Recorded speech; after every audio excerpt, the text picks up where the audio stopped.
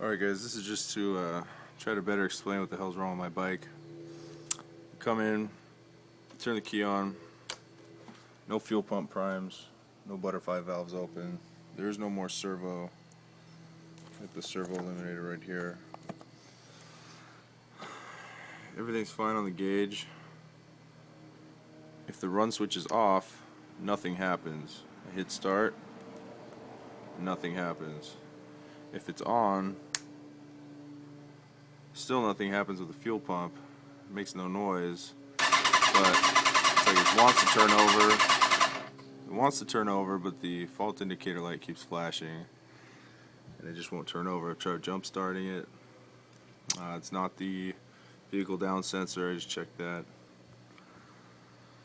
Also, if I hold in the clutch and also press it, same thing, which leads me to believe it's not the kickstand switch. Obviously you saw that when I turn off the run switch it doesn't start, so it leads me to believe it's not the run switch either.